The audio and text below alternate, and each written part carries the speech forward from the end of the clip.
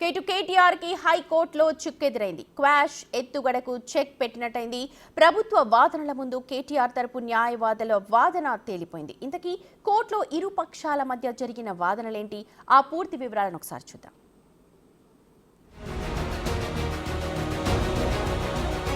హైకోర్టులో కేటీఆర్ కి big shock. AG వాదనల ముందు తేలిపోయిన కేటీఆర్ అడ్వకేట్ వాదనలు. నిన్న ఎఫ్ఐఆర్ పెడితే ఇవాళ క్వాష్ పిటిషనా?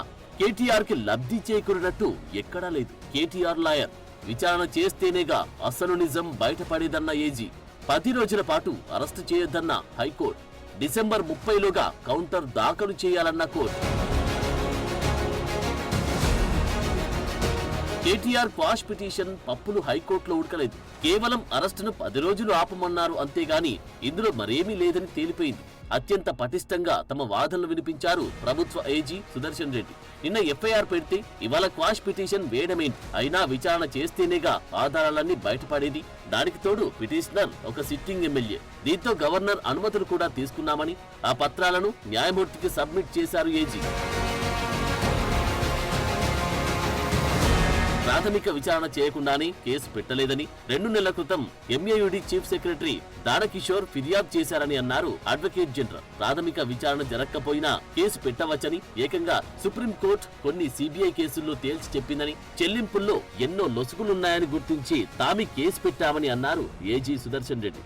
తొలి అగ్రిమెంట్ 2023 అక్టోబర్ 25న నమోదు కాగా 2023 అక్టోబర్ 30న రెండో అగ్రిమెంట్ జరిగిందని, అయితే రెండోసారి ఒప్పందాలకు ముందే నిబంధనలకు విరుద్ధంగా చెల్లింపులు జరిగాయన్నది తమ ప్రధాన ఆరోపణలుగా చెప్పారు ఏజీ.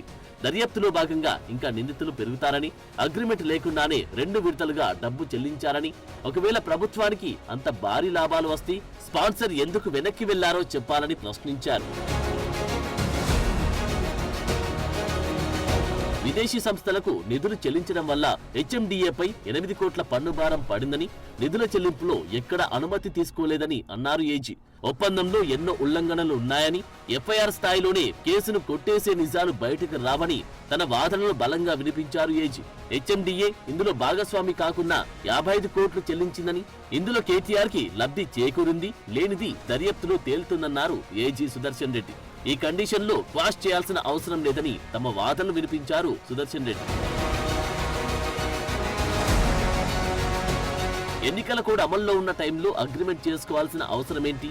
ఇందులో ప్రధాన సూత్రధారి కేటీఆర్ గా గుర్తించామని, ఆనాటికి ఆయన మున్సిపల్ శాఖ మాత్యులని, దీంతో పూర్తి బాధ్యతలు ఆయనమేనని అన్నారు ఏజీ సుదర్శన్ రెడ్డి. ప్రజాప్రతినిధిగా ఉన్న కేటీఆర్ డబ్బు పంపాలంటూ సంతకం చేశారని, ఇందుకు గాను సెక్షన్ 409 వర్తిస్తున్నట్టు తన వాదన వినిపించారు ఏజీ. ఆర్థిక శాఖకు సమాచారం ఇవ్వకుండాని, ఎలాంటి అగ్రిమెంట్లపై సంతకాలు లేకుండాని డబ్బు పంపడం ఎంతవరకు సమంజసం?